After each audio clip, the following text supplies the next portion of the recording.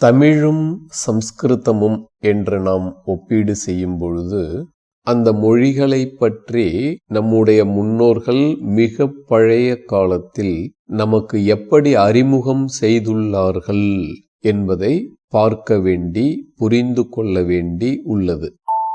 தமிழை தாய்மொழி என்று கூறியுள்ளார்கள், சம்ஸ்கிருதத்தை தேவமொழி என்று கூறியுள்ளார்கள்.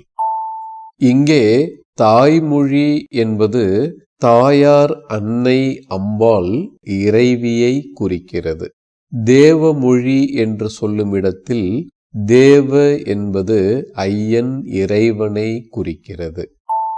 தாய் இறைவி என்பது உலகை படைத்து நடத்தும் விதி அல்லது தர்மம்.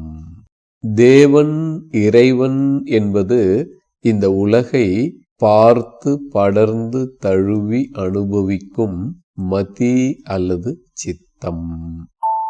இந்த இறைவன் இறைவி திருவிளையாடலில் சில நேரங்களில் இறைவன் கோலோச்சுகிறார், ஜெயிக்கிறார். சில நேரங்களில் இறைவி கோலோச்சுகிறாள், ஜெயிக்கிறாள்.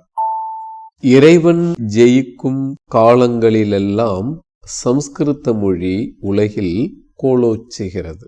இறைவி ஜெயிக்கும் காலங்களில் எல்லாம் தாய்மொழிகள் உலகில் கோலோச்சுகின்றன, ஜெயிக்கின்றன.